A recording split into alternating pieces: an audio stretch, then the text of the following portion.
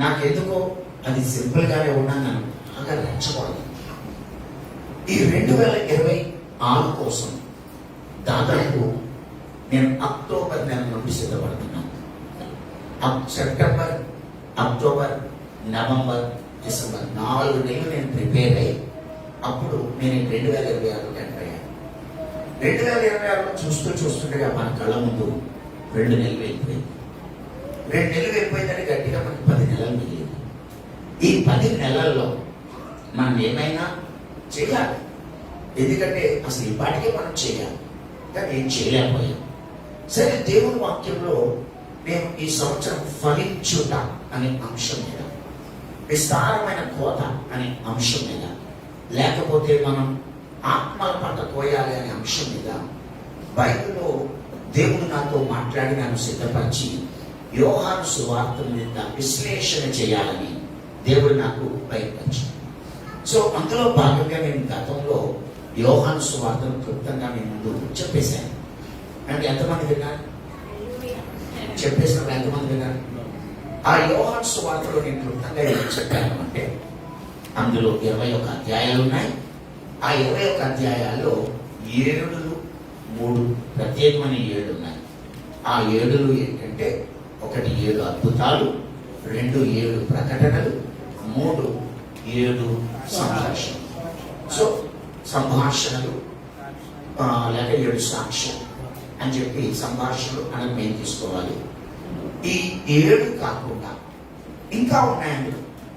అరే, చిన్న కొన్ని 7 ఉన్నాయి, చిన్న ఇంకా ఎన్ని 7 ఉన్నాయి అంటూ నేను దాన్ని పరిశోధించినప్పుడు నాకు అందులో ఏమేమి దొరికాయంటే, చిన్న 7 ఇందులో 7 అద్భుతాలు, 7 ప్రకటనలు, 7 సంభాషణలు కాక 7 సాక్ష్యాలు. 7 సాక్ష్యాలు అంటే యేసును గురించి 7 సాక్ష్యాలు, లేక యేసుకు 7 సాక్ష్యాలు, యేసుకు 7 సాక్ష్యాలు. ఇది కాక 5వది 7 సాక్ష్యాలు, అంటే 5వది 7 సాక్ష్యాలు. 6వది 7 ప్రశ్నలు, అంటే 6వది 7 ప్రశ్నలు. 7వది 7 సార్లు నేనే అన్నాను. అంటే ప్రకటనలు వేరు, ప్రకటనల్లో నేనే అని ఉంటుంది, అది వేరు. కానీ 7 సార్లు అయాన్జీ, నేను ఆయనను, నేల మీద నడుస్తా ఉన్నాడు, భూతం అనుకున్నాను, కాదు నేను ఆయన, నేనే అన్నాడు. సో అది 7 సార్లు. ఎన్నైతే ఇప్పటికి 7 అద్భుతాలు, 7 ప్రకటనలు, 7 సంభాషణలు, 7 సాక్ష్యాలు, 7 గురు సాక్షులు, 7 ప్రశ్నలు. ఎన్ని? 7 సార్లు 7. 8వది 7 స్త్రీలు ఉన్నారు. ఇందులో యోహాను సువార్తలో 7 స్త్రీలు స్పెషల్ గా ఉన్నారు. 9వది 7 శిష్యులతో గురించి, 7 శిష్యులు 9వది. 10వది పరిశుద్ధాత్మ రాకకు 7 కారణాలు ఉన్నాయి. పరిశుద్ధాత్మ రాకకు 7 కారణాలు. సో టోటల్ మీకు 10 చెప్పాను, అండ్ మొత్తం 10 చెప్పాను. ఇవన్నీ కూడా ఒకటి సాగదీస్తే మీకు ఖచ్చితంగా 10 వారాలు రాదు. ఒక్కొక్క దాన్ని అసలు 7 అద్భుతాలు మాత్రమే చెప్తే 1 వారం అయిపోతుంది. 7 ప్రకటనల గురించి చెప్తే 1 వారం అయిపోతుంది. 7 సంభాషణ గురించి మాట్లాడితే అదొక 1 వారం అయిపోతుంది. 7 సాక్ష్యాల గురించి చెప్తే 1 వారం అవుతుంది. 7 సాక్షుల గురించి చెప్తే 1 వారం ఉంది. ఆ 7 స్త్రీని బయటకు తీస్తే 1 వారం. అసలు 7 ప్రశ్నలు ఏంటి అంటే అదొక 1 వారం. ఇట్లా ప్రతిదీ కూడా టోటల్ గా 10 వీక్స్ మీరు ఈజీగా చెప్పచ్చు. నా మట్టుకైతే దీన్ని మేము 10 వీక్స్ లో అవ్వగొట్టలేకపోవచ్చు. నా మట్టుకు నేను కనీసం 14 నుంచి 15 వారాలు చెబుతాను. ఆల్రెడీ అసలు నేను ఏం చెబుతున్నాను అనేది మీకు తెలియాలి అని అనుకుంటే, ప్రతి ఆదివారం నేను మా మొదటి ఆరాధనలో చెప్పేటువంటి క్లుప్త సందేశం, మొదటి ఆరాధనలో క్లుప్త సందేశం ఉంటుంది. అది మాత్రమే యూట్యూబ్ లైవ్ చేస్తున్నాం. పొద్దున్న మేము 7 నుంచి 8కి క్లోజ్ చేస్తాం. మీరు యూట్యూబ్లో పొద్దున్నే కాబట్టి అప్పటికి మీకు ఆరాధన లేకపోతే మీరు యూట్యూబ్ లైవ్లో ప్రతి ఆదివారం నన్ను ఫాలో అవ్వమని చెప్పి ఆ సందేశాన్ని 15 వారాలు మీరు కంటిన్యూగా వినండి. అందులోంచి తీసుకోవాల్సిన సరుకు తీసుకుని మీరు దాన్ని ఉపయోగించండి. సరే, ఇంత చేసి ఈ యోహాను సువార్త యొక్క ఉపోద్ఘాతం ఒకప్పుడు విన్నారు. ఇదంతా కూడా ఉపోద్ఘాతమే. ఇప్పుడు అసలైన అంశంలోకి మనం ఈ 7 ఆధారం, ఈ 10 నేను చెప్పట్లేదు. ఇప్పుడు 10 నేను చెప్పట్లేదు కానీ ఉపోద్ఘాతం చెప్పా. కానీ యోహాను సువార్త ద్వారా దేవుడు ఏదో ఒక పాఠాన్ని మనకు నేర్పుతాడు. యోహాను సువార్తలో ఏముంది అని టోటల్గా ఆలోచిస్తే మొదటి అధ్యాయం నుండి 21వ అధ్యాయం వరకు అస్తమానం సాక్ష్యము అనే మాట. అంటే అస్తమానం సాక్ష్యం. అసలు సాక్ష్యం అంటే ఏంటి, సాక్ష్యం అంటే ఏంటి అనేది మనకి తెలియాలి. పిల్లరా, సాక్ష్యం అంటే ఏంటో నీకు తెలియాలి అంటే యోహాను సువార్త 5వ అధ్యాయంలో 31 నుండి నేను ఈ భాగాన్ని మీకు చదువుతున్నాను. అందరూ కూడా గమనించవచ్చు. నేనే చదువుతాను, కాకపోతే అందరూ బైబిల్ తీయాలి. అందరూ బైబిల్ తీసి యోహాను సువార్త 5వ అధ్యాయం 31 నుండి నేను చదువుతున్నాను. నన్ను గూర్చి నేను సాక్ష్యం చెప్పుకునే ఎడల నా సాక్ష్యం సత్యం కాదు. నన్ను గూర్చి సాక్ష్యం ఇచ్చు వేరొకడు కలడు. ఆయన నన్ను గూర్చి ఇచ్చు సాక్ష్యము సత్యమని ఎరుగుదు. మీరు యోహాను వద్దకు కొందరిని పంపితిరి. ఆయన సత్యమునకు సాక్ష్యం ఇచ్చెను. నేను మనుష్యుల వలన సాక్ష్యము అంగీకరింపను, కానీ మీరు రక్షింపబడవలెను అని ఈ మాటలు చెప్పుచున్నాను. అతడు మండుచు ప్రకాశించుచు ఉన్న దీపమై ఉండెను. మీరు అతని వెలుగులో ఉండి కొంతకాలం ఆనందించుటకు ఇష్టపడితే, అయితే యోహాను సాక్ష్యము కంటే నాకు ఎక్కువైన సాక్ష్యము కలదు. అదేమనినా నేను నెరవేర్చుటకై తండ్రి ఏ క్రియలను నాకు ఇచ్చి ఉన్నాడో నేను చేయుచున్న ఆ క్రియలే తండ్రి నన్ను పంపి ఉన్నాడని నన్ను గూర్చి సాక్ష్యం ఇచ్చుచున్నాడు.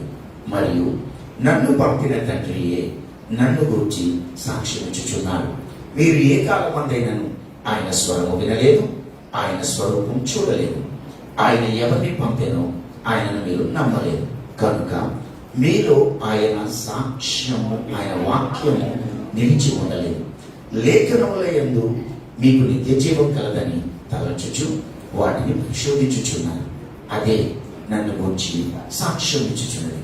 అయితే మీకు జీవము కలుగునట్లు మీరు నా యొద్దకు రానగలరు. నేను మనుష్యుల వలన మహిమ పొందవాడను కాను. నేను మిమ్మల్ని ఎరుగుదును. దేవుని ప్రేమ మీలో లేదు. నేను నా తండ్రి నామమున వచ్చి ఉన్నాను. మీరు నన్ను అంగీకరింపరు.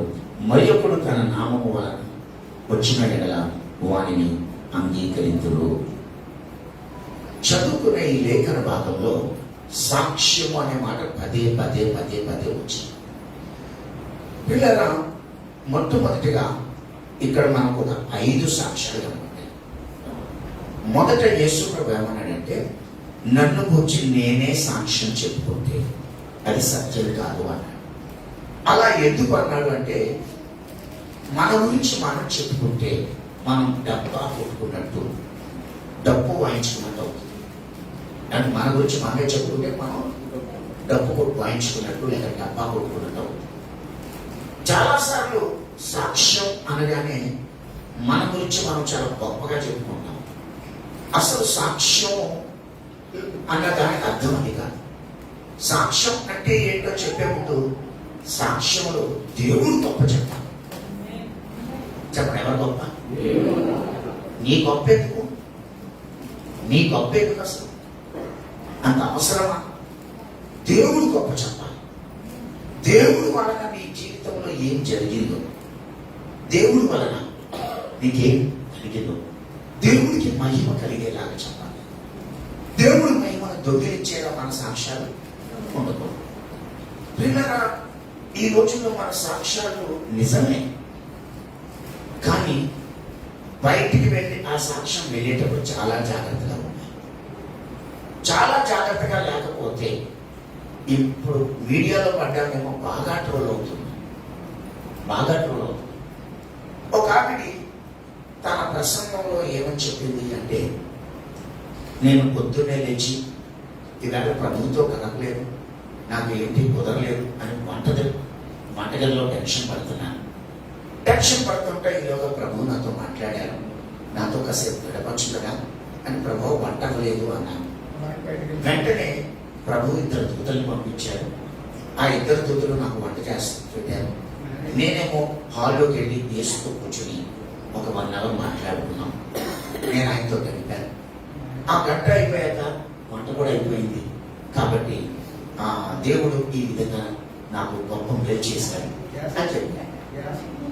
ఇది అన్యులకి, హిందూస్కి భలేగా దొరికి దేవతతో వచ్చి వాడు చేసేసినాడు. ఈవిడేమో ఆయనతో కబుర్లు చెప్పుకున్నాను. ఏంటి భర్త అలాగే వెళ్ళిపోగానే, వాళ్ళ ఆఫీస్కి వెళ్ళిపోగానే ఈ దేశం వచ్చేసాడంట. అది మొదలైంది పిచ్చి పిచ్చిగా. మనకి ఈ మధ్య ఒక మంచి పాట ఉంది, వాడుకో నన్ను వాడుకో అంటే దాన్ని కూడా తప్పుగా ట్రోల్ చేస్తున్నా. ఏసై వాడుకోవాలంట. సో ఆలోచించండి, గుడుసులు పడిపోయింది. ఏసయ్య గుడుసులు ఎక్కడైనా అడిగాను, అడిగితే నాకు చూపిస్తాడు. కానీ అది బయటికి చెప్పుకున్నప్పుడు గుడుసులు కూడా చూపిస్తాడా? అది గుండు చూపించుకున్నాడు. గుండెలు ఒక గుండు తీసుకుంటాం, ఆ గుండెని బాగు చేయడం అంటారు.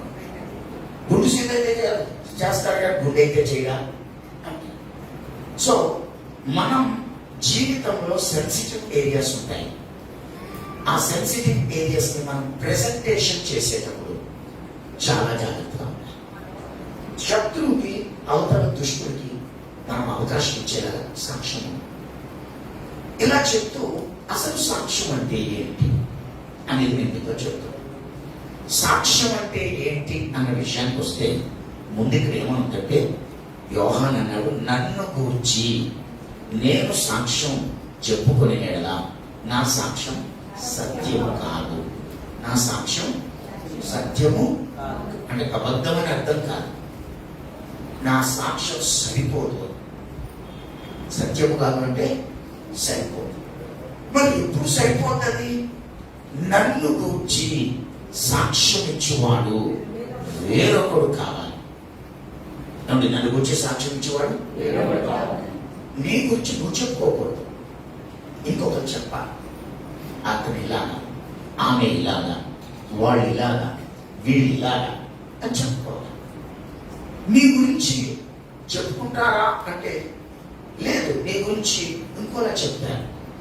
ఆవిడ మాటలు ఒకటి, చేతలు ఒకటి. She's angel outside and devil inside. పైకి చాలా మంచిది, కానీ వెనకాల చాలా డేంజరస్. అస్సలు మంచిది కాదు.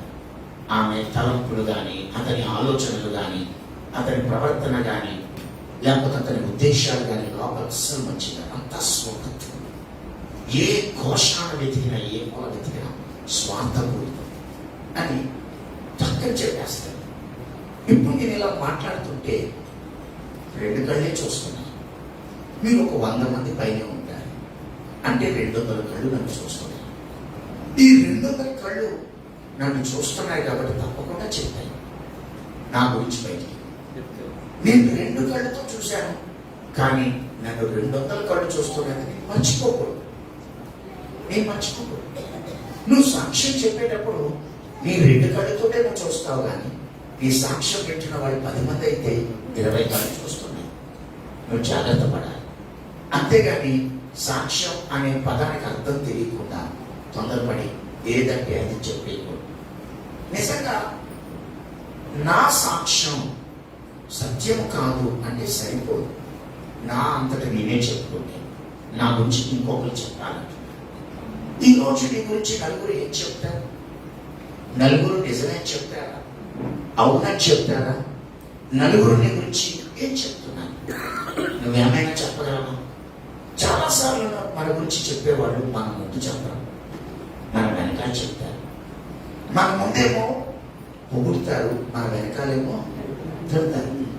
మన వెనకాల వ్యతిరేకతను, బురదను చల్లుతారు మన వెనకాల. సో అలాంటి మనుషులు అస్సలు నమ్మదగిన వారు కాదు. మన వాళ్ళ కూడా గుర్తుపట్టడం చాలా కష్టం. ఎవరిని నమ్మడానికి ఎంత తీగా మాట్లాడుతున్నాడు. అయితే మీకు చిన్న సీక్రెట్ ఏంటంటే, నీ ఎదురుకుండా నిన్ను ఎవరైనా పొగుడుతున్నారంటే వాళ్ళ మీద కనుంచు, వాడే నీకు డేంజర్. నీ ఎదురుకుండా ఎవరైనా, నేను ఎప్పుడైనా ఎవరైనా పొగడం చూశానా? నాకు మీలో చాలా మంది అభిమానం, కానీ వాళ్ళ ప్రభు కుమార్ ఎత్తలేదంతా, లేకపోతే రోజెస్ గారు ఎత్తలేదంతా, లేకపోతే పలానా ఎబినేజర్ గారు ఎత్తలేదంతా అని నేను ఎప్పుడైనా ఏ మనిషి వచ్చి చెప్పాను? ఎందుకు కూడా అస్సలు మాట్లాడు. అప్పుడు నేను అనుకుంటాను, ఒక మొక్కన్నా నా గురించి ఎప్పుడైనా పెద్దలు అనుకోవచ్చు అని, మా గురించి అసలు ఎప్పుడు మాట్లాడేది. అయితే వీళ్ళ గురించి నేను వీళ్ళ వెనకాల మాట్లాడతాను, అది మంచిగా చెడ వినవాళ్ళకి తెలుసు. సో వీళ్ళు ఎదురుకుండా నేను మాట్లాడితే వీళ్ళని పొగినట్టు అవుతుంది, కాబట్టి నేను నమ్మదగిన వాడిని కాదు. కాబట్టి మీరు కూడా ఎప్పుడు ఎవరిని ఎదురుకుండా పొగడద్దు. పొగిడారంటే మీరు డేంజర్ పీపుల్. మీరు ఖచ్చితంగా పొగిడారంటే వెన్నే కోట్లు పూర్తి చేస్తారు. అది లక్షణం అన్నమాట. కాబట్టి ఎప్పుడు మనుషుల్ని మనం ఎదురుకుండా పొగడకూడదు. ఎవరినైనా నీకు పొగడాలనిపిస్తా వెళ్ళిపోయాక వాళ్ళ గురించి మాట్లాడండి. వాళ్ళు నిజంగా గ్రేట్ అండి, వాళ్ళు నిజంగా సూపర్ అండి, పలానా ఆయన ఉన్నాడు చూసారా సూపర్ అండి, నువ్వు చెప్పు. వాళ్ళు లేనప్పుడు చెప్పు, అది సాక్ష్యం. అంతేగాని ఎదురుకుండా చెప్పు. ఇప్పుడు బాప్తిస్మం ఇచ్చు యోహాను ఒక మనుషుడు. ఈ మనుష్యుడు గురించి యేసు మాట్లాడాడు, నన్ను గురించి సాక్ష్యం ఇచ్చేవాడు వేరొకడు కలడు. అంటే నన్ను గురించి సాక్ష్యం ఇచ్చేవాడు వేరొకడు కలడు అన్నాడు. అని వెంటనే ఇంకో మాట అన్నాడు. ఏమన్నాడంటే, అతని సాక్ష్యము నన్ను గురించి ఇచ్చు సాక్ష్యము సత్యము అని ఎరుగుదురు అన్నాడు. నా అంతటా నేను చెప్పుకుంటే సత్యం కాదు, నన్ను గురించి సాక్ష్యం ఇచ్చేవాడు వేరొకడు కలడు, అతని సాక్ష్యం సత్యము అని ఎరుగుదు. అసలు సాక్ష్యం అంటే ఏంటనేది ఇంకా చెప్పలేదు నేను, కానీ అతని సాక్ష్యము సత్యం అని నేను ఎరుగుదును అన్నాడు. అసలు యోహాను ఏం చేసుంటే అతని సాక్ష్యం సత్యమై ఉండాలి. యేసు కూడా ఎప్పుడైనా మాట్లాడలే, కానీ యేసు రాకముందు మాట్లాడాడు. యేసు వచ్చి వెళ్ళిపోతుంటే వెనకాల తన శిష్యులతో మాట్లాడాడు. యేసు ఎదురు కూడా అస్సలు మాట్లాడలేదు. యేసు వెళ్ళిపోయాక మర్నాడు మాట్లాడాడు. తర్వాత యేసు వెళ్ళిపోయాక మాట్లాడాడు. యేసు గురించి రాకముందు వస్తున్నాడని మాట్లాడాడు, వచ్చాక వెళ్ళిపోయాక మాట్లాడాడు, కానీ ఎదురు కూడా. కాబట్టి ఫస్ట్ పాయింట్, నువ్వెప్పుడు కూడా ఒక మనిషికి ఎదురుకుండా అతని గురించి గొప్పగా మాట్లాడాలి. ఒక్కోసారి డేంజర్ ఏమిటంటే, నువ్వు మంచోడవే కానీ నువ్వు గొప్పగా మాట్లాడితే ఆ వ్యక్తికి చిన్న కొమ్ములు వస్తాయి. ఏమొస్తాయండి? చిన్న కొమ్ములు వచ్చాయి, ఇంటికి వెళ్ళకే పెరుగుతాయి. అక్కడేమో అక్కడే అంటే నువ్వు కొమ్ము పెరగడానికి ఎత్తనం వేస్తావు. నా గురించి ఏం చెప్పాడండి అని ఈ వ్యక్తి కొమ్ములు వచ్చేస్తాయి. కాబట్టి నువ్వన్నా డేంజర్. నువ్వు ఇలా చేస్తే ముందు మంచిగా మాట్లాడే వెనకాల చెడుగా మాట్లాడే వ్యక్తివన్నా అయి ఉండాలి, లేకపోతే అవతల వ్యక్తి కొమ్ములు తెచ్చే వ్యక్తివన్నా అయి ఉండాలి. ఎదురుకుండా మాట్లాడడం అది అటు డేంజరే, అటు డేంజరే. కాబట్టి అది ఎందుకు వచ్చింది? మాట్లాడదు ఎదురుకుండా. కానీ నువ్వు గొప్ప చెప్పాలనుకుంటే తర్వాత మాట్లాడు. సో యోహాను గురించి అతని సాక్ష్యం సత్యం. అతని సాక్ష్యం ఎవరు చెప్పుకుంటారో యేసు ప్రభుకి ఈ యోహాను నీ గురించి సాక్ష్యం చెప్తున్నాడని మాకు తెలియదు. సరే, అతని సాక్ష్యం సత్యమని ఎరుగుతుంది. మీరు యోహాను వద్దకు కొందరు పంపితే అతడు సత్యమునకు సాక్ష్యం ఇచ్చింది. నేను మళ్ళీ చెప్తున్నాను, దేనికంట దేనికంట సత్యమునకు సాక్ష్యం ఇచ్చాను. నేను మనుషుల వలన సాక్ష్యము అంగీకరింపాను. ఇదేంటి మళ్ళీ తీసుకెళ్ళాడు. ఏదొక సాక్ష్యం ఉంది అన్నాడు, కానీ మనిషి అయిపోయాడు. అతను మనిషి అయిపోయాడు. దేవుడి గురించి మనిషి సాక్ష్యం ఏం చెప్తాడు? దేవుడు ఎవరేంటి, మనుషులు ఎవరేంటి? సో మనుషులైనటువంటి మనం దేవుడి గురించి చెప్పే సాక్ష్యం ఏ కోశాన కూడా ఆయనకి సరిపోదు. ఆయన సాక్ష్యం ముందు నిలబడదు, తేలిపోద్ది. ఎందుకంటే ఆయన అంగీకరించాడు. ఎందుకు అంగీకరించాడు మన సాక్ష్యం అంటే ఆయన గురించి మనకి కొంత అర్థమైంది. ఆ కొంత చెప్తాం. ఏ మనిషికి కూడా దేవుడు పూర్తిగా అర్థం కాలేదు కాబట్టి నీ సాక్ష్యం సత్యమే, కానీ ఆయన అంగీకరించడు. ఎందుకంటే నీకు కొంత అర్థమైందన్నది ఆయనకు తెలుసు. కాబట్టి మనుషుల వలన సాక్ష్యం నేను అంగీకరించను. సరే, ఇప్పుడు యోహాన్ సాక్ష్యం చెప్పాడు, అది నేను అంగీకరించను అన్నాడు. మరి ఇంకెలా అని అడిగితే ఆల్రెడీ మీకు నేను ఇంతకుముందు చెప్పాను. ఏమనంటే ప్రతి సాక్ష్యము లేకపోతే ప్రతి సత్యస్థాపనకు 2 లేక 3 రెఫరెన్స్లు ఉన్నాయి. అంటే ఇది అపోస్తుల బోధలో ఒకటి. చూడండి, చదవద్దు, ఊరికే రెఫరెన్స్లు రాసేసుకోండి. ఎంతవరకు ఇది వాస్తవమో ఇంటికి వెళ్ళిపోయి చూసుకోండి. దేని గురించి చెప్తున్నట్టే 2-3 సాక్షులు ఉండాలి. చెప్పండి, ఎంతమంది ఉండాలి? ఒక్క సాక్ష్యం నేను కళ్ళు మూసేశాను. సత్యసాక్షి గారు ఆయన మీకు ఏమైనా అర్థమైంది? ఆత్మలోకి వెళ్ళిపోతాండి, ఆత్మలోకి వెళ్ళిపోయారు, ధ్యానంలోకి వెళ్ళిపోయారు, దర్శనాలు వచ్చాయి. ఓకే, ఎంతమంది సాక్ష్యాలు ఉండాలి? 2 ఉండాలి. 2-3 సాక్ష్యాలు ఉండాలని ఎన్ని రెఫరెన్స్లు ఉన్నాయో చెప్తాను. చూడండి, ద్వితీయోపదేశకాండం 17:5-6 రాసుకోండి. రైట్. ద్వితీయోపదేశకాండం 17:5-6, ద్వితీయోపదేశకాండం 19:15. ఒకదానికి ఒకటి రాసుకోండి. మీరు ప్లేస్ మిగల్చాలని కోరుకోకండి. ఓకే, 19:15. మత్తయి 18:16, 2 కొరింథీ 13:1,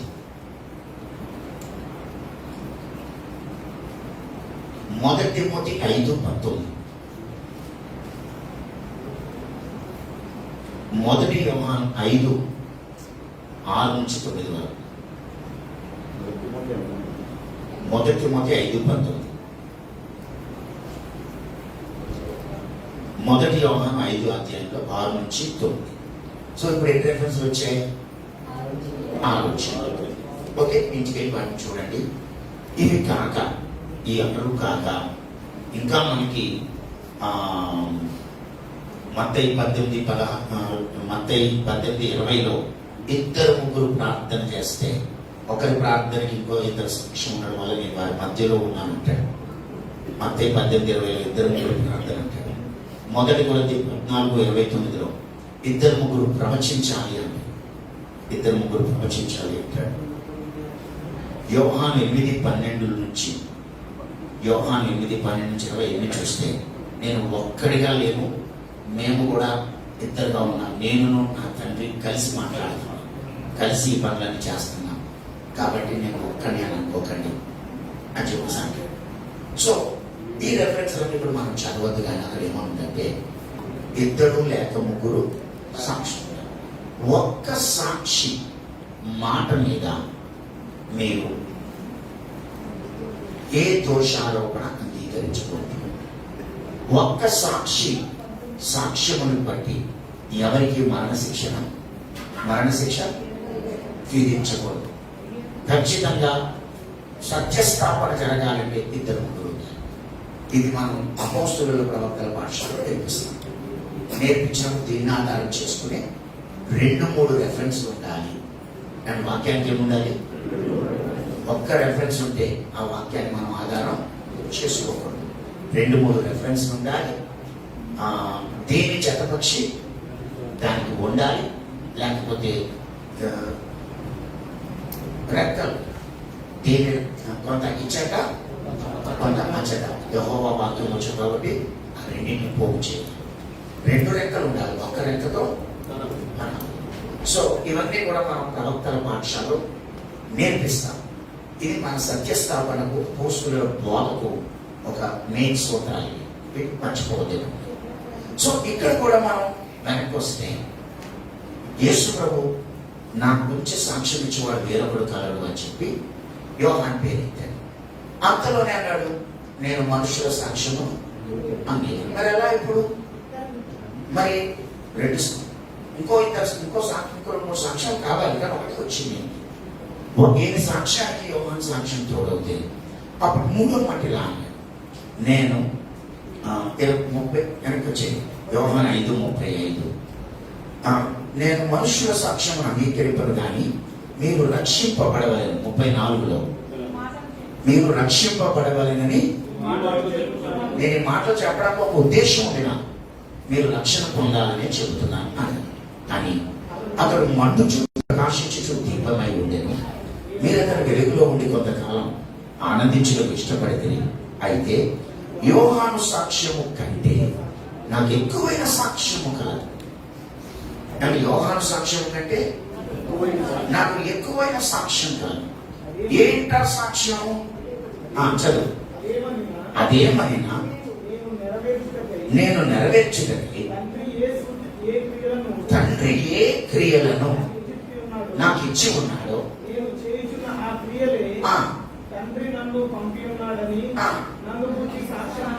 ఇక్కడ మూడవ సాక్ష్యం ఏంటంటే క్రియలు. నాకు మూడోది ఎవరు? నా క్రియలు సాక్ష్యం ఇస్తున్నాయి. నా మాటల్లో ఒకలాగా, నా చేతలు ఒకలాగే. నేనేం చెప్తున్నానో అది చేస్తున్నాను. సో నేను చేస్తున్న క్రియలు, నా మాట దేవుడు ఇచ్చిందే, నా క్రియలు దేవుడు నాకు ఇచ్చింది. తండ్రి నన్ను పంపాడు కొన్ని క్రియలు చేయమని. కాబట్టి మీరు చూస్తున్నారు కదా నా క్రియలు, నేను ఎలా చేస్తున్నాను, ఆ క్రియలే నన్ను గురించి సాక్ష్యం ఇస్తున్నాను. ఇది మూడవ మాట. ఇంకా చదువుతాను. మరియు నన్ను పంపిన తండ్రి నాకు తండ్రి సాక్ష్యం ఇస్తున్నాడు.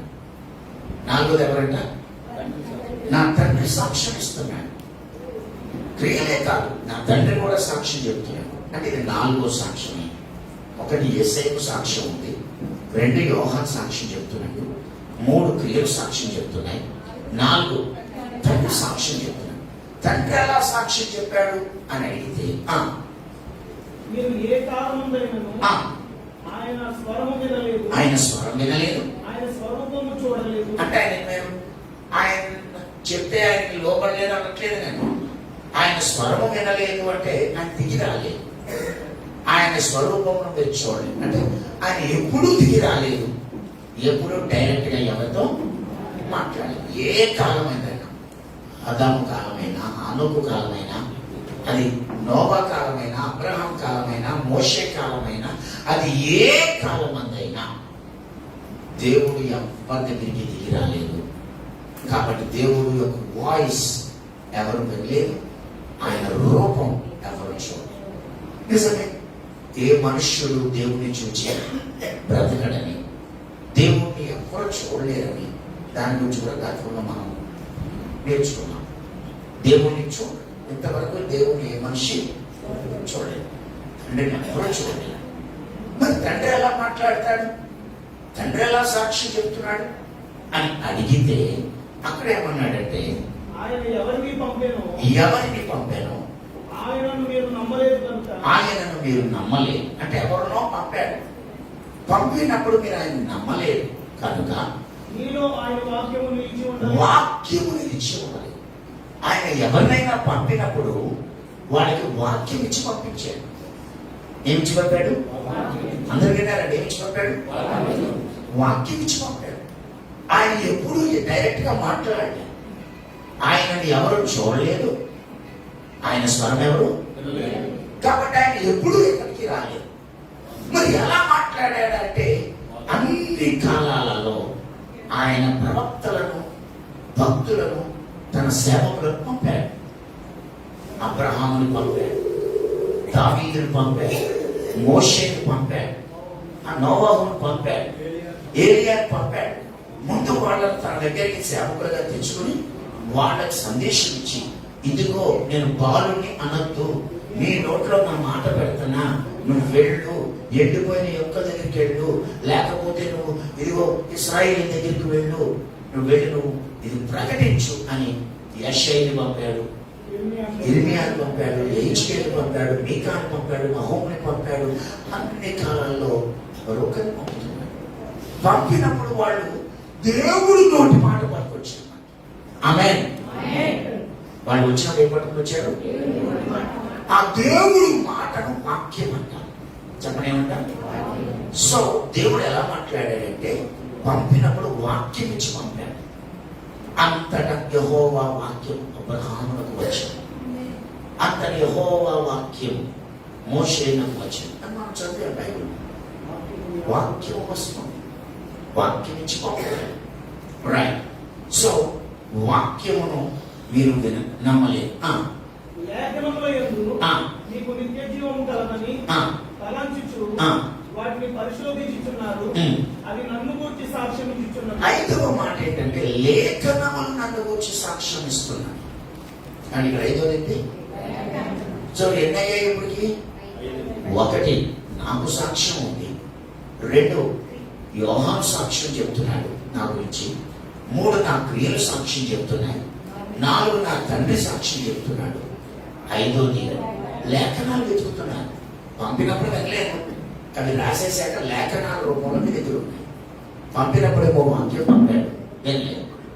అయితే ఇప్పుడు అవి లేఖనాల రూపంలో మిగిలాయి కొంతమంది.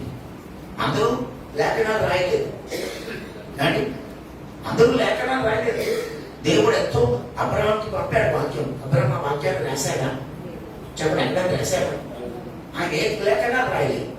సో 4వ సాక్ష్యం తండ్రి పంపిన వాక్యం అని, ఆ తండ్రి మాట అయితే, తండ్రి సాక్ష్యం అయితే, 5వది మిగిలిపోయాయి మన మధ్యలో లేఖనాలుగా కొంతమంది. ఆ లేఖనములు సాక్ష్యం ఇస్తున్నాయి. చెప్పండి ఏంటంటే అక్కడ ఏమన్నాడు? లేఖనముల యందు నిత్య జీవము కలదని తలంచుచు వాటిని పరిశోధించుచున్నారు, అవే నన్ను గురించి సాక్ష్యం ఇచ్చు. ఇంతకీ ఈ 5 సాక్ష్యాలు ఎందుకు? ఈ 5 సాక్ష్యాలు ఎందుకు అంటే అక్కడ అంటాడు, ఇంకా చదువు. నేను మనుషుల వలన మహిమ పొందువాడు.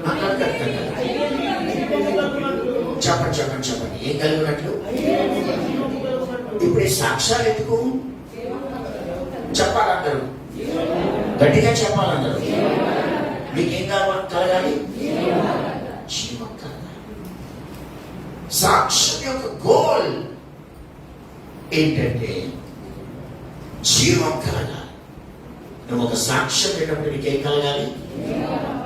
You must rise up again. నువ్వు మళ్ళీ బలం పొందాలి, పునర్శక్తి పొందాలి, నువ్వు మళ్ళీ జీవించాలి, నువ్వు ఉజ్జీవింపబడాలి, లేకపోతే నువ్వు జీవం కలగాలి. చెప్పండి ఏం కలగాలి? కాబట్టి మీకు జీవము కలుగునట్లు మీరు నా యొద్దకు రానలరు. మనుషుల వలన మహిమ పొందువాడను కాను. మనుషుల వలన మహిమ పొందువాడను. నేను మిమ్మల్ని ఎరుగుదును. దేవుని ప్రేమ మీలో లేదు. మీ లోపల ప్రేమ లేదు, దేవుడు ప్రేమ లేదు మీ లోపల. మనుషుల ప్రేమ లేదు, మనుషుల ప్రేమ ఉంది మీలో, కానీ మీ లోపల ప్రేమ లేదు. కాబట్టి నేనేం చేయలేదు, మీకు జీవం కాకపోవడం కారణం ఇది. ఈ 5 కాక 15వ అధ్యాయం 26 చూడండి. 15వ అధ్యాయం ఇదే యోహాను సువార్త 26. తండ్రి యొద్ద నుండి మీ యొద్దకు నేను పంపబోవు ఆదరణకర్త అనగా తండ్రి యొద్ద నుండి బయలుదేరు సత్యస్వరూపైన ఆత్మ వచ్చి వచ్చినప్పుడు ఆయన నన్ను గురించి సాక్ష్యం ఇచ్చింది. ఇది 6వ సాక్ష్యం. పరిశుద్ధాత్ముడు వచ్చినప్పుడు నన్ను గురించి సాక్ష్యం చెప్తాడు. ఎవరి మీదకి వచ్చినా పర్వాలేదు, పరిశుద్ధాత్ముడు ఎవరి లోపలికి వచ్చినా పర్వాలేదు, ఆయన వచ్చిన పని ఏంటంటే నన్ను గురించి సాక్ష్యం చెప్తాడు. సో సాక్ష్యం ఇచ్చే రావద్దు ఎవరు? పరిశుద్ధాత్ముడు. ఇంకా చదువు. మీరు మొదట నుండి నా యొక్క ఉన్నవారు కనుక మీరు కూడా సాక్ష్యం చెప్పాలి. ఎప్పుడైతే మీరు సాక్ష్యం చెప్తారో అప్పుడు మీది 7వ సాక్ష్యం కాబట్టి సాక్ష్యం పరిపూర్ణమవుతుంది. సాక్ష్యం ఏమవుతుంది? నా సాక్ష్యం పరిపూర్ణం అవ్వాలి అంటే వేరొకడు నన్ను వచ్చి సాక్ష్యం ఇచ్చాడు, అది 2వది. నా క్రియలు సాక్ష్యం ఇస్తున్నాయి, అది మూడోది. నా తండ్రి సాక్ష్యం ఇస్తున్నాడు, అది నాలుగోది. లేఖనములు సాక్ష్యం ఇస్తున్నాయి, అది ఐదోది. పరిశుద్ధాత్ముడు సాక్ష్యం ఇస్తున్నాడు, అది ఆరోది. ఇప్పుడు మీరు కూడా సాక్ష్యం చెప్పాలి. మీరు కూడా ఎందుకు సాక్ష్యం చెప్తారు? మీరు అక్కడ పదం పాడారు, మీరు మొదటి నుండి నా యొద్ద ఉన్నారు ఉంటేనే చెప్పగలరు. నా యొద్ద ఉంటేనే, నా యొద్ద ఉండకుండా, నాతో గడపకుండా నన్ను తెలుసుకోలేదు. నాకు వచ్చిన సాక్ష్యం. సో ఈ 7 సాక్ష్యాలు యేసు. అమ్మ యేసు 7 సాక్ష్యాలు ఉన్నాయి. ఆ 7వది మందే, ఆ 7వది నీది. ఇంతకి సాక్ష్యం అంటే ఏంటి అన్న విషయానికి వస్తే, యోహాను సువార్త 1వ అధ్యాయం, 1వ అధ్యాయంలో ఆది యందు వాక్యం ఉండెను, వాక్యము దేవుని యొద్ద ఉండెను, వాక్యము దేవుడై ఉండెను, ఆయన ఆది యందు దేవుని యొద్ద ఉండెను, సమస్తము ఆయన మూలంగా కలిగెను, కలిగి ఉన్నది ఆయన లేకుండా. ఒక నిమిషం అన్నాడు. ఈ 3 వచనాల యొక్క ఉద్దేశం ఏంటంటే, వాక్యమయ్యున్న దేవుడు ఆది నుండి, ఆయన వాక్యమయ్యున్న దేవుడు, ఆయనను బట్టి అన్ని కలిగాయి. ఆయన ఒంటరిగా లేడు, ఆయన ఒక దగ్గర ఉన్నాడు, ఆయన దేవుడి దగ్గర ఉన్నాడు. ఆది యందు వాక్యము, వాక్యము దేవుని యొద్ద ఉండేను, వాక్యమే. సో దేవుడి దగ్గర దేవుడు ఉన్నాడు. దేవుడి దగ్గర ఎలా ఉన్నాడు? వాక్యమై ఉన్న దేవుడై ఉన్నాడు. సో తండ్రి దగ్గర కుమారుడైన దేవుడు, తండ్రి అయిన దేవుడి దగ్గర కుమారుడైన దేవుడు, వాక్యమై ఉన్న దేవుడై ఉన్నాడు. ఉండి ఏమన్నాడు? ఆయన సమస్తము ఆయన మూలంగా కలిగాయి. ఎలా కలిగాయి? ఎలా కలిగాయంటే, వాక్యమైన దేవుడు రిలీజ్ అవ్వగానే కలిగాయి. అండ్ వాక్యమైన దేవుడు పోయిన నెల ఏం చెప్పాను? సింపుల్ గా, నువ్వు గాలిలోకి ఏం చేయాలి? యెహోవా లేచును కాక అనే పదం రిలీజ్ చేయడానికి అని అంటే ఎత్తుకులు లేచిపోతాయి. అంటే ఎత్తుకులు ఎలా లేచిపోతాయి? నువ్వు ఆ పదం అనగానే ఇంకా అంటే అయిపోతాడు, ఇంకా అంటే లేచిపోతాడంటే, లేచిపోయి ఇంకా అంటే మాటలు వచ్చేస్తుంటాయి, ఇంకా అంటే రగిలిపోతుంటాడు, ఇంకా అంటే అగ్గినితో అదిలేస్తాడు. వస్తుంటే నీ చుట్టూ భూమి దద్దరిల్లిపోతుంది. ఒక్కసారి రిలీజ్ చేస్తే ఒకలాగా, రెండోసారి రిలీజ్ చేస్తే ఇంకా, రెండోసారి మూడోసారి నువ్వు రిలీజ్ చేస్తున్న కొద్ది ఆయనలో ఏదేదో అయిపోతుంది, రెచ్చగొట్టేసినట్టు అయిపోతుంది. అని నువ్వు రిలీజ్ చేస్తే నన్ను లేపుతున్నాడేమో, నన్ను లేపుతున్నాడేమో అని లేచిపోతాడు. నువ్వు ఆయన రిలీజ్ చేయి.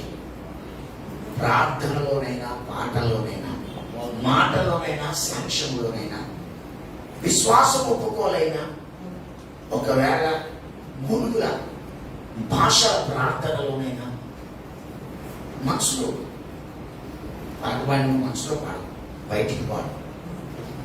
సాక్ష్యం చెప్పు, మనసులో చెప్పుకో, బయటికి చెప్పుకో. భాష మాట్లాడిన మనసులో మాట్లాడు, బయటికి మాట్లాడు. విశ్వాసం ఒప్పుకోలు చేసినప్పుడు బయటికి మాట్లాడు, మనసులో ఒప్పుకోలు చేయి, బయటికి మాట్లాడు. సో అసలు సృష్టి ఎలా జరిగింది అంటే మాట్లాడాడు ఆయన. వెలుగు కలుగును కాక ఆయన పలికితే కలిగింది. సో ఆయన రిలీజ్ అవ్వాలి, మాట రిలీజ్ అవ్వాలి, వాక్యం రిలీజ్ అవ్వాలి. వాక్యం అక్కడ 3 వచనాల యొక్క సారాంశం ఇది. వాక్యమై ఉన్న దేవుడు దేవుడి దగ్గర ఉన్నాడు. ఆ దేవుడు వాక్యమై ఉన్న దేవుని విడుదల చేసినప్పుడు సమస్తం ఆయన మూలంగా అన్నాడు. ఎందుకు కలిగాయి? ఎందుకు కలిగాయి అని అడిగితే 4వ వచనంలో ఆయనలో జీవము ఉండేది. చెప్పండి, ఏముండేది? ఎందుకు కలిగాయి? ఆయనలో జీవం ఉండేది. చెప్పండి, ఏముండేది? కలగడానికి రీజన్ ఏంటంటే జీవం ఉంది అందులో. There is life. దాంట్లో జీవం నీకు అసలేం తొయ్యట్లేదు అనుకో, ఇవే ఆపుకొని ఒక 21 కీర్తన చదువుతానని నిలబడిపోయి 21 కూర్చున్నారు గట్టిగా చదివి 21 కీర్తన నీకేమవుతుంది? నీకే దానివల్ల నీకేం అర్థం కాకపోని పోనీ గాలిలో బదులు నాకు 21 కీర్తనలు, ఇంకా ఒప్పుకుంటే 50 కీర్తనలు, ఇంకా ఒప్పుకుంటే 150 కీర్తనలు. మరి వాక్యం గట్టిగా చదువు అన్నాను. నేను వాక్యం గట్టిగా చదువు, గుడుగుడు మనసులో అస్సలు చదవద్దు. మళ్ళీ నేర్పిస్తున్నాను, మళ్ళీ నేర్పిస్తున్నా మీకు. మనసులో చదవద్దు. మనసులో చదివితే పని అవ్వదు. నువ్వు బయటికి చదవాలి. చెప్పండి, ఎలా చదవాలి? నువ్వు అలా చదువుతుంటే నీ చుట్టూ వాతావరణంలో ఏదో జరుగుతుంది. నీ చుట్టూ ఏదో జరుగుతుంది, నీకు అర్థం కాదు. అయినా చదువుతానే ఉంటూ అప్పుడు అర్థం అవుతుంది. అయినా చదువుతానే ఉంటూ నీ కనులు తెరవబడతాయి. అయినా చదువుతానే ఉంటూ కనులు తెరవబడి నీకు అర్థమైపోతుంది. చదువు సీక్రెట్స్, ఇవన్నీ సీక్రెట్స్. ఈ అనుభవాల్లోంచి వచ్చినటువంటి సీక్రెట్స్. సో అది వెల్లడి అవ్వాలి. అయినప్పుడు జీవం రిలీజ్ అవుతుంది. చెప్పండి, ఏం రిలీజ్ అవుతుంది? జీవం రిలీజ్ అవుతుంది. అక్కడ జీవం రిలీజ్ అవుతుందని చెప్పి ఆయనలో జీవం ఉండేను, ఆ జీవము మనుషులకు వెలుగై ఉండెను. అంటే ఆ జీవం మనుషులకు జీవం ఉంది, కానీ మనుషులకు అది వెలుగు. జంతువులకి వెలుగు కాదు, లేకపోతే పశువులకి వెలుగు కాదు. ఆ జీవం మనుషులకు వెలుగు. When you release life, they receive light. వాళ్ళకి లైట్ వస్తుంది. జీవం ఏం చేస్తుందంటే వెలిగిస్తుంది. నీ వాక్యము వెల్లడి తోడని. సో ఇప్పుడు గట్టిగా చదువు అన్నది కాదు, గట్టిగా చదువు వినబడేలా. గట్టిగా చదువు. రకరకాలుగా బాధ పెట్టారు. వాళ్ళు బాధపడి పొద్దున్నే లేచి చేలోకి వెళ్తున్న వాళ్ళ కోసం దేవుని ప్రేమ ఇదిగో భావము నన్ను తెలియరే, కేవలము నమ్ముకొనినా పరలోక జీవము మనకబ్బును.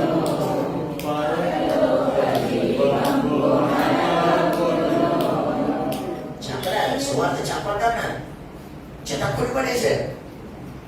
చెతక్కొట్టి పడేస్తే ఆ గాయాలతో ఓ చెట్టు దగ్గర కూర్చుని పాడుతున్నాడు. గట్టిగా పాడుతున్నాడు, మనసులో పడుకోలేదు. గట్టిగా పాడుతుంటే ఆ వింటున్నప్పుడు వాళ్ళకి జీవము రిలీజ్ అయ్యి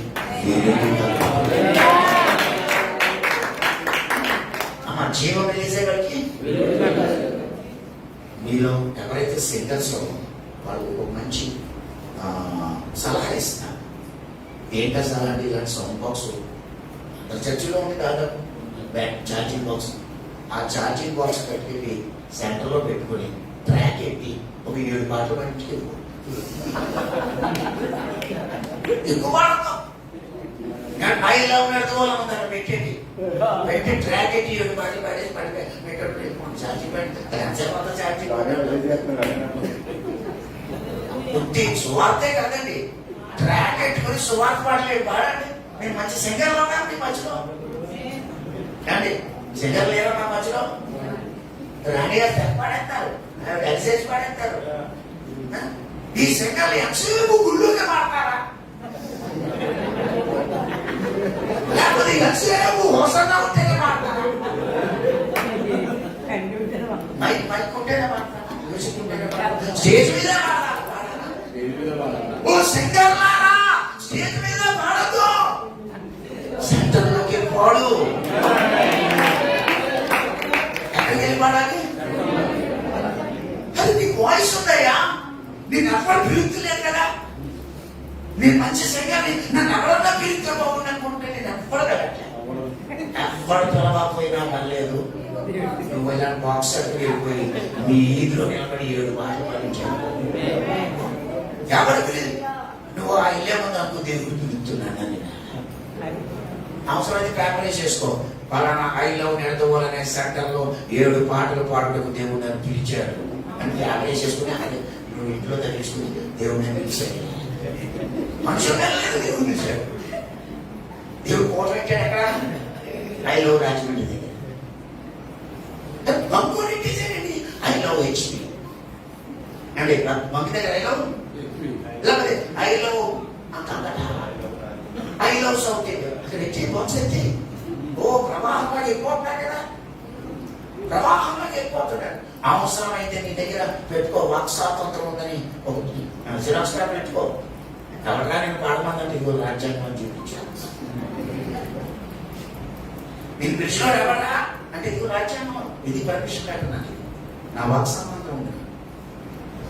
ఇంత గట్టిగా ప్రవర్తించాడు. వీడియో తింటాను ఎవరెవరు వీడియో తింటాను గట్టిగా వీడియో తింటాను అంటే నేను చెప్తాను. మొన్న బాప్తిస్మా ఇస్తుంటే వచ్చేసాడు గోదావరికి.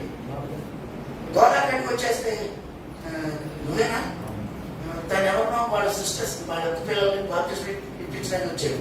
బాప్తిస్మాకి వెళ్తే నువ్వు అన్నాడు. అచ్చడిగా వీడియో తిన్నాను అంతే. నాకు నన్ను తింటే మనిషి తిప్పాను అంతే. నువ్వు చూసేసాను తీయండి కరెక్ట్గా ఆఫీసులో అప్లోడ్ చేశాను. నేను తిన్నాను తప్పిడా చెప్పు, ఏం చెప్తావు చెప్పు, ఇంకా గట్టిగా చెప్పాను నేను. ఇందులో ఏం గట్టిగా చెప్పు, వీడియో ఎత్తున్నావు అన్నాను అంతే. కంగారు వచ్చేసింది నాకు వీడియో తీసేస్తున్నారు.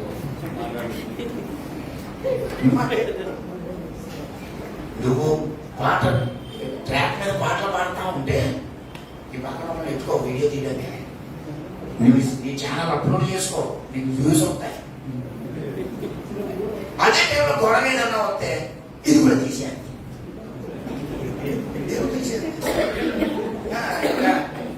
ఒకటి కొట్టాడు తీసేయాలి.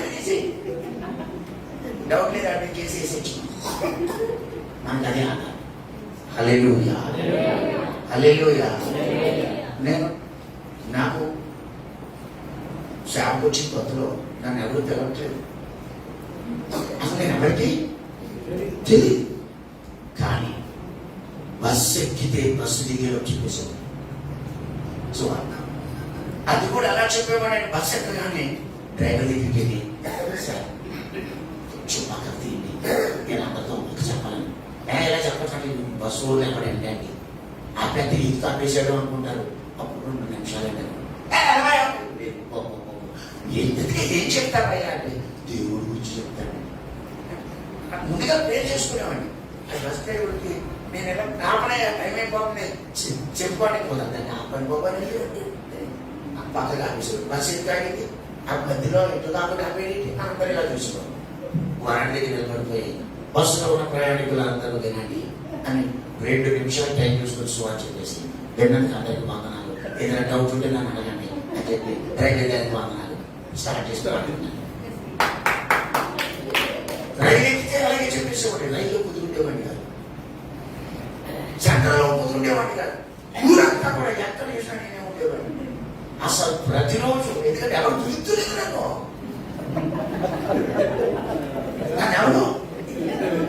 ఎవడు పిలవనప్పుడు ఖాళీగా లేను, ఆయన అప్పుడు ఖాళీ లేను.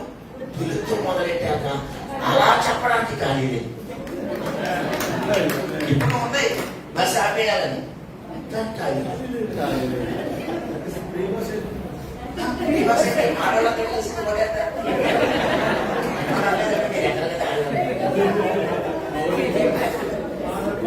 హల్లెలూయా.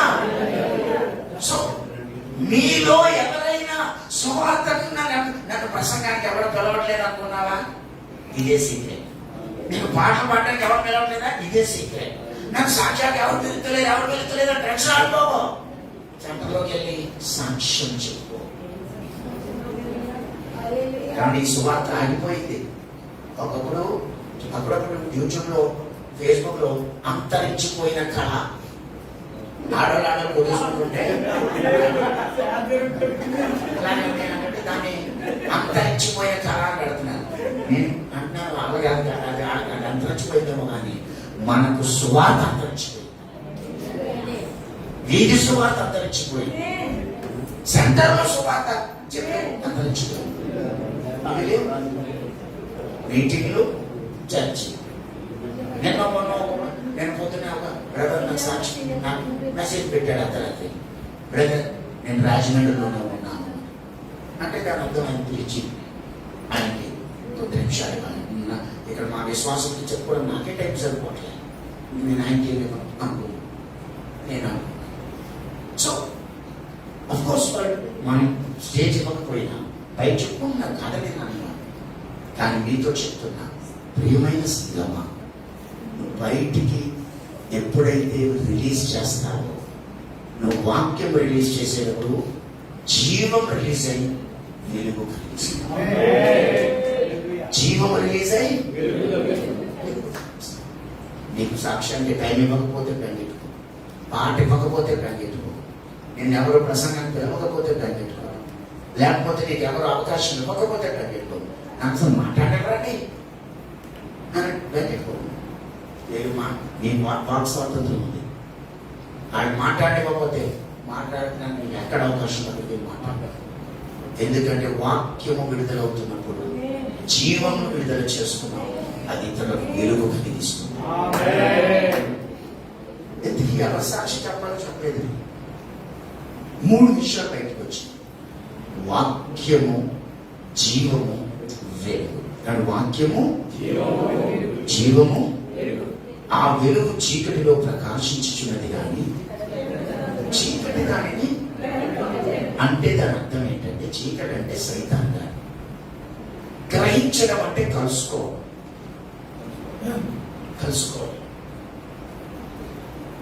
తెలుసుకోవడం, ఇద్దరు ఏకమం. చీకటి పారిపోవడమే తప్ప కలుసుకోవడం. చీకటి ఏం చేస్తే కలుసుకోవడం. వెలుగు వస్తా ఉంటే రామని ఇద్దరు కాసేపు కలుసుకుని మాట్లాడుకుందాం, కాసేపు కూర్చుని కబుర్లు చెప్పుకుందాం, కాసేపు మన ఇద్దరు టైం స్పెండ్ చేద్దాం అందం. వెలుగు వస్తుంటే చీకటి పారిపోతుంది. అమ్మ వెలుగు వస్తుంటే చీకటి, జీవం వస్తుంటే మరణం పారిపోతుంది. వాక్యం వస్తా ఉంటే పాపం పారిపోతుంది. ఏం పారిపోతుంది? నీలో నువ్వు మర్చిపో. సో ఇక్కడ అంటున్నా చీకటి ఎప్పుడు గ్రహించదు. ఒకవేళ చీకటి అనేది ఒక శక్తి, చీకటి అనేది జీవానికి వ్యతిరేకమైన ప్రభావం. అది కలవదు, అది గ్రహించదు, అది కనుగొనదు, అది తెలుసుకోదు. దానికి ఎప్పటికీ అర్థం కాదు. దాన్ని రాసి పెట్టేశాడు, నేను వస్తే నువ్వు పారిపోను, నేను వస్తే నువ్వు అక్కడ ఉండకూడదు. ఎంత ఉండకూడదు అంటే ఎంత వస్తే అంత వెళ్ళిపోవాలి. ఇప్పుడు ఈ గదిలో ఏముందో తెలుసా? నేను అనుకున్నాను ఇక్కడ వెలుగు ఉంది, నేను అంటున్నాను ఇక్కడ చీకటి ఉంది. అదేంటి? వెలుగు ఉంది, చీకటి ఉంది. వెలుగు ఉంది, చీకటి. ఒక్కసారి రవి గారు ఆ పెద్ద రేట్ కట్టే ఒకసారి ఆ పెద్ద లైట్ అక్కడ ఉన్నటువంటి ఆ పైన పెద్ద లైట్ స్విచ్ కట్టి, తర్వాత స్విచ్ కూడా పైన 5 ఒకటి కట్టండి, 5 3ది కట్టండి, 3 కింద 3దా కట్టండి. కట్టేనా? ఇప్పుడు ఈ వెలుగు సరిపోదు. చెప్పండి, వెలుగు దేనికి సరిపోదు? నేను నా పని చేసుకోవాలి. నేను పని చేయాలంటే నాకు వెలుగు సరిపోదు. కొంచెం పని చేసుకోవచ్చు. ఏంటా కొంచెం పని? నువ్వు తడుముకోకుండా వచ్చి నన్ను పట్టుకోవచ్చు, నేను తడుముకోకుండా వచ్చి నిన్ను పుట్టుకోవచ్చు, లేకపోతే బాటిల్ తీయచ్చు, బ్యాగ్ తీయచ్చు, పెన్ తీయచ్చు, బైబిల్ తీయచ్చు, అంతవరకు. కానీ బైబిల్ చదువుదామంటే మాకు సరిపోవట్లేదు. ఇక్కడ వెలుగు ఉంది. సరే, ఒక లైట్ వేద్దాం, ఒక లైట్ వేద్దాం. కొంచెం వెలుగు వచ్చింది, సరిపోద్దా? అని సరిపోద్దా? చీకటి, కొంచెం చీకటి పారిపోయి కనుక కొంచెం చీకటి, ఇంకో లైట్ వేద్దాం, ఇంకొంచెం చీకటి పారిపోయింది. కానీ ఇక్కడ చీకటి ఇంకా ఉంది. చెప్పండి, వెలుగు. ఇంకొక లైట్ వేద్దాం, ఆ లైట్ వేస్తే అక్కడి నుంచి కొంచెం చీకటి మారిపోయింది. కొంచెం ఇప్పుడు ఇక్కడ లైట్ వేద్దాం, ఇంకొంచెం చీకటి మారిపోయింది, కొంచెం వెలుగొచ్చి అది వేసి. ఒకవేళ మిట్ట మధ్యాహ్నం ఎండ ఇక్కడ ఉందనుకో, మిట్ట మధ్యాహ్నం ఎండ ఇక్కడ ఉన్నా ఆకు కింద నీడ ఉంది అంటే చీకటి ఉంది, చెట్టు కింద నీడ ఉంది అంటే దాని కింద ఉంది. ఇట్నుంచో సూర్యుడు, ఇట్నుంచో సూర్యుడు, ఇట్నుంచో సూర్యుడు, అట్నుంచో సూర్యుడు, పైనుండో సూర్యుడు, 5 దిక్కుల నుండి సూర్యుడు ప్రకాశిస్తున్నాయి అనుకోండి. ఏముంటుందా? చీకటి ఉంటుందా? దాక్కోగలగాడు ఎక్కడన్నా? దేని ఆకారంగా దాక్కోగలదా? అది దక్కున్నది. ఏ మూల కానీ ఏ కోశాన కానీ చీకటి ఉండడానికి దాని ప్లేస్ లేదు. లైట్ పెరుగుతున్న కొద్దీ చీకటి ప్లేస్ లేదు, వెలుగు పెరుగుతున్న కొద్దీ చీకటి మారిపోతా ఉంది. మా వెలుగు పెరుగుతున్న కొద్దీ చీకటి. ఇప్పుడు నువ్వేం చేయాలంటే నాకు ఇచ్చాను ఇలాంటి లైట్లు ఇక్కడ ఒక 20 పెట్టేసుకున్నాం. వైఫై అయిపోయిందా? వేసాను ఈ చిన్నది. కాబట్టి క్రీస్తులకు పిల్లారా, ఓకే చేసిన కింద ఆటోమేటిక్గా కనెక్ట్ అయిపోతుంది. కింద వైఫై అంటే ఇందులో కనెక్ట్ అయిందా? ఇది ఆటోమేటిక్ కనెక్ట్. సో పిల్లరా, వెలుగు ఇంకా కావాలి నాకు. ఇప్పుడు ఉన్నాయి వెలుగు. ఇలాంటి లైట్లు మొత్తం 100 పెట్టుకున్నాము, వెలుగు ఎక్కువైపోతుంది. మీరు ఎప్పుడైనా ఎవరికైనా చూడలేనంత వెలుగు దర్శనంలో కనబడింది? ఎవరికైనా దర్శనంలో గొప్ప వెలుగు కనబడడం, ఆ వెలుగు నేను చూడలేకపోయానంటే ఎంత వెలుగు కనబడింది అన్నాడు. ఎంతమంది ఉన్నారు? దాదాపు ఇక్కడ ఉన్న వాళ్ళు 3 మంది. మనలో ప్రతి ఒక్కరికి ఎంత గొప్ప వెలుగు కనపడిందంటే ఈ వెలుగు కాదు, చూడలేనంత. సో ఎంత గొప్ప వెలుగు అంటే చూడలేకపోతున్నాం, అంత వెలుగు ఆ వెలుగులో వేసాయి స్పష్టంగా. సో వెలుగు పెరుగుతున్న కొద్దీ చీకటి పాలి, అండ్ వెలుగు పెరుగుతున్న కొద్దీ జీవం పెరుగుతున్న కొద్దీ మరణం పారిపోతుంది. చెప్పండి, ఏం పారిపోతుంది? ఇప్పుడు మీలో మరణం ఉంది. ఎవరికి తలపోటు ఉందో వాళ్ళకి మరణం, ఎవరికి కీళ్ళెప్పులు ఉన్నాయో వాళ్ళలో మరణం, ఎవరిలో వ్యాధులు ఉన్నాయో వాళ్ళకి మరణం, ఎవరిలో బలహీనతలు ఉన్నాయో వాళ్ళకి మరణం ఉంది. మీలో ఎవరికి షుగర్ ఉందో వాళ్ళకి మరణం ఉంది, ఎవరికి బీపీ ఉందో వాళ్ళకి మరణం. మరణం 3 భాగాలు. ముందు బలహీనతలు, తర్వాత వ్యాధులు, తర్వాత మరణం. మీరు అయోగ్యముగా ప్రభు బలం స్వీకరిస్తున్నారు. ఇందువలననే మీరు అనేకులు రోగులను అయి ఉన్నారు, చాలా మంది నిద్రించుచున్నారు. కొంతమంది అంటే అనేకులు బలహీనులు రోగులు అయి ఉన్నారు, చాలా మంది. సో ముందు బలహీనత వస్తుంది, ఆ బలహీనత రోగం లేదా వ్యాధి అవుతుంది, ఆ వ్యాధి మరణం అవుతుంది. నువ్వు ఎందుకు హాస్పిటల్ పరిగెట్టాలి? బలహీనత రాగా ఎందుకు హాస్పిటల్ పరిగెట్టాలి? అది మరణం.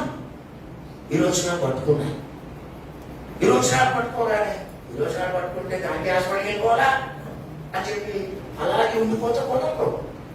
మీరు ఎక్కడ మీలో సారం అంతా ఎండిపోయి చివరికి మీకు కళ్ళు తిరుగుతున్నాయండి, మేము నీరసమైపోయి చివరికి మీలో సెల్స్, బ్లడ్ సెల్స్ చచ్చిపోతూ ఉంది. జ్వరం ఎక్కువైంది, అది దీర్ఘకాల వ్యాధి కాదు, బలహీనత. కానీ జ్వరం వచ్చింది కదా అని వదిలేయకూడదు. ఆ జ్వరం కంట్రోల్ చేయకపోతే ఆ జ్వరం ఏమవుతుంది? కాబట్టి ఇక్కడ కూర్చున్న మనలో ప్రతి ఒక్కరు ఇందాక నేను చెప్పినట్టు చీకటి ఉంది, వెలుగు ఉంది అన్నట్టు మీలో మరణము ఉంది, జీవము ఉంది. నీ లోపల ఉంది. ఇప్పుడు నీకు జీవం ఎంత కావాలంటే ఏ మూల కూడా మరణము దాగి ఉండలేనంత జీవంకాలం, ఏ కోశాన్ని దాగి ఉండలేనంత జీవంకాలం, వెలుగు చూడలేనంత వెలుగు వస్తే చీకటి పారిపోయినట్టు, సమృద్ధి జీవం మీలోకి వస్తే మరణం. ఆమేన్. నీకు నచ్చినప్పుడు కోరుకో. నీకు ఇంకొక విషయం చెప్తాను. నీకు ఏదన్నా నచ్చిందా ఇంకా కావాలి అనిపిస్తుంది. అమ్మా, నీకు ఏదైనా నచ్చితే అనిపిస్తుందా?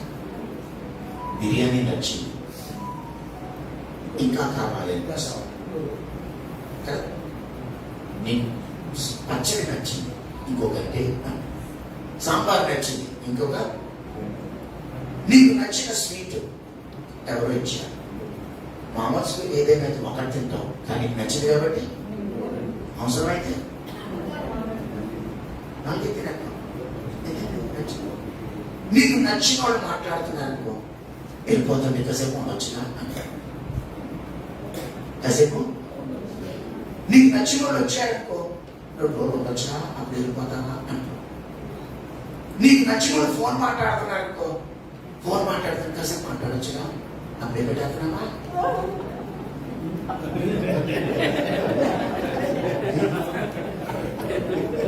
నీకు ఏదైనా నచ్చింది ఇంకొకటి కావాలి. ఏమంటావు? నీకు ఏదో నచ్చింది ఇంకొకసారి కావాలి. I want it one more time. ఇంకొకసారి కావాలి, ఇంకొకటి కావాలి, ఇంకా కావాలి. ఇలా ఆశకు అంతుండదు, ప్రాణానికి. నీకు నచ్చింది నీకు కావాలి. నాకు ఈ మధ్య ఒక మంచి ఐడియా వచ్చింది. ఏం ఐడియా వచ్చిందంటే, మీకు మంచి భోజనాలు పెట్టినప్పుడు, ఏ పెళ్లిలోనూ ఎక్కడో మంచి భోజనాలు పెట్టినప్పుడు ఆ బిర్యానీయో అదేదో బాగా నచ్చింది, అలా బాగా వండారు, చాలా నచ్చింది. కానీ తినడానికి నేను తినడానికి ఆ పిలిచినోడు రిటర్న్ గిఫ్ట్ ఇస్తాను. ఏమిస్తారు? ఆ ఇచ్చేదో ప్రతి ఒక్కరికి 4 కిలో క్యారేజ్ ఇచ్చాను. కానీ ప్రతి ఒక్కరికి జరిగింది రిటర్న్ గిఫ్ట్ కింద 4 కిలో క్యారేజ్ ఇచ్చాను. మీరు తిన్నాక మీకు ఏది నచ్చిందో అది గిన్నెలో నింపుకొని వెళ్ళండి అంటే ఆ పెళ్లి అంతగా ఉంటుంది.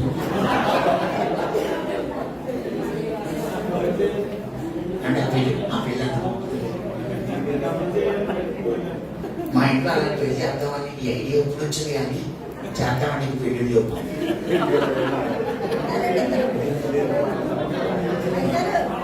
అప్పటిదాకా మీరు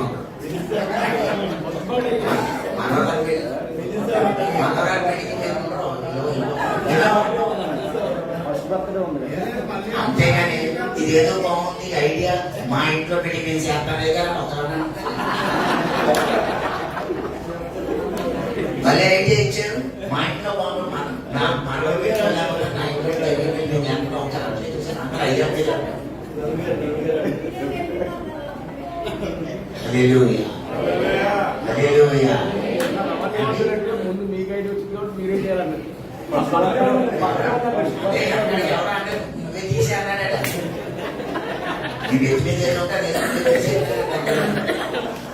హల్లెలూయా చెప్తాం. హల్లెలూయా. వింటున్నానండి. కాబట్టి ఇంకా కావాలి. చెప్పండి, ఇంకా కావాలి. నీకు ఇప్పుడు ఏం కావాలి? నాకు వెలుగు ఇంకా కావాలి, నాకు జీవం ఇంకా కావాలి. హల్లెలూయా. తలుపు స్టీఫెన్, ఆ తలుపు ఇంకా నాకు వాక్యం ఏంటంటే, ప్రతి ఒక్క తలుపు వచ్చి నువ్వు నా చర్యలో డోర్లు వేసుకో, గొడవలు ఏం పని నీకు అమ్మని చెప్తున్నారు, నువ్వేం మొమ్మడు పడుతున్నావు ఏంటి అని వింటున్నారు. ఇంకా కావాలి. చెప్పనేంటి? ఆ జీవం నాకు ఇంకా కావాలి, ఆ వాక్యం నాకు ఇంకా కావాలి, ఆ వెలుగు నాకు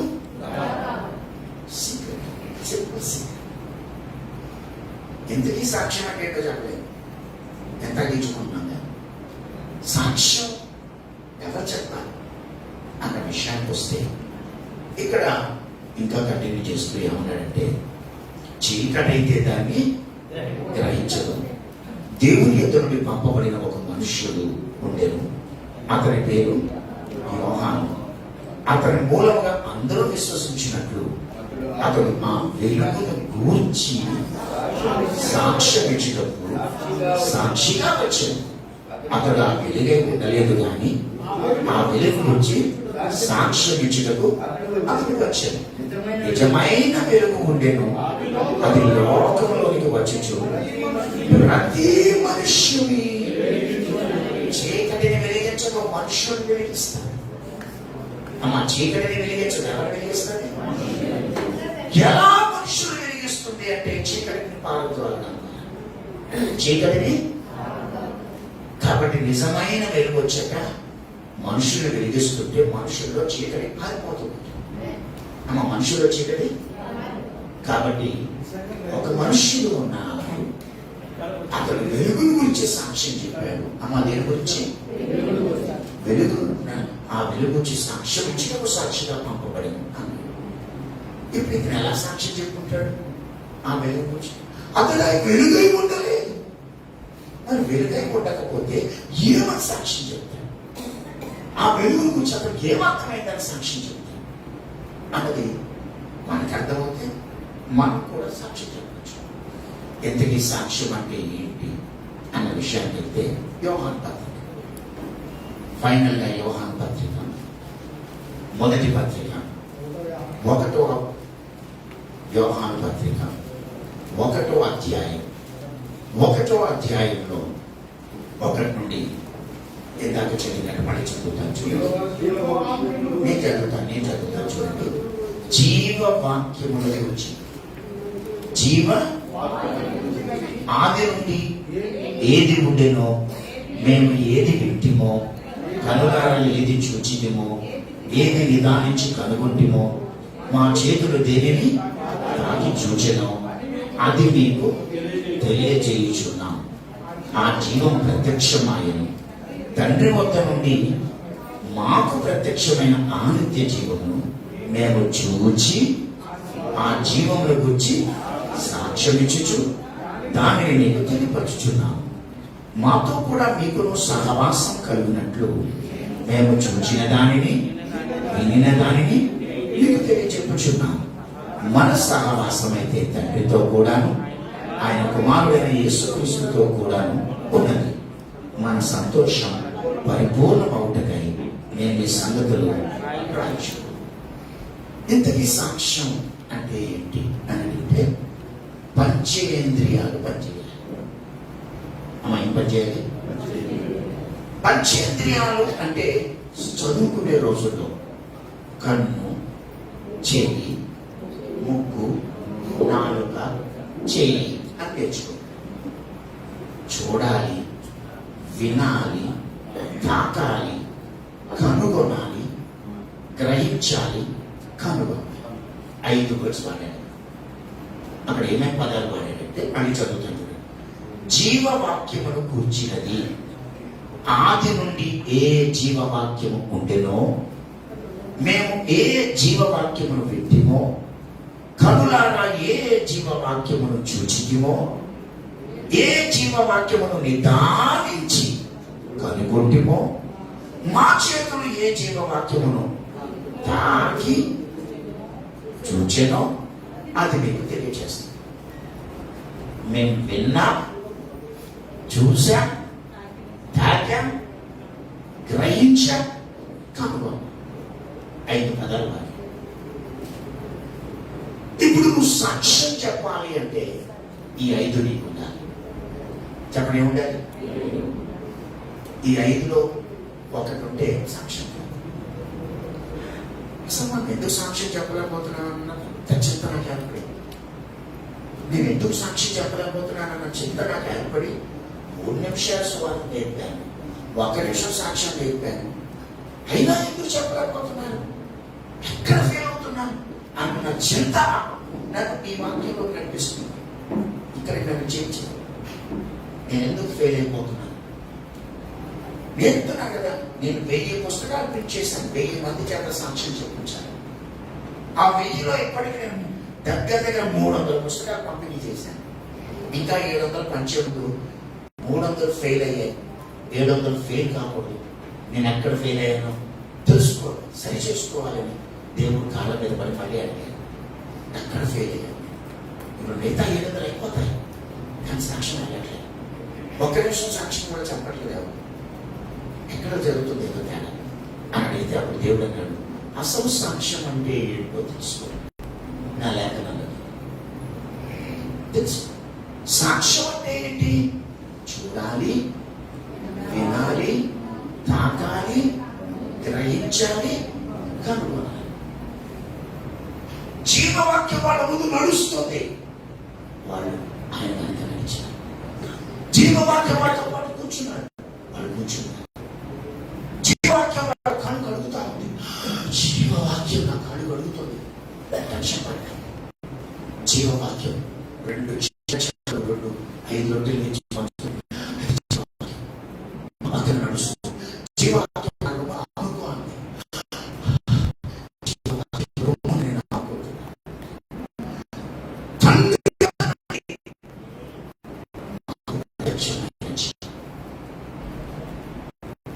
తండ్రి అందరికి మాకు ప్రత్యక్షమైన జీవం బ్రతికించే జీవం. మా పక్కన కూర్చుంటున్నాడు, మాతో పాటు పడుకుంటున్నాడు, మాతో పాటు తింటున్నాడు, మాతో పాటు తాగుతున్నాడు, మాతో పాటు నిద్రలు భావిస్తున్నాడు, శ్రమను భావిస్తున్నాడు, అసలు తన రొమ్మను అనుభవిస్తున్నాడు, నా కాళ్ళు కడుగుతున్నాడు. అసలు ఎవరైనా తాగుతున్నారు, వింటున్నారు, చూస్తున్నారు.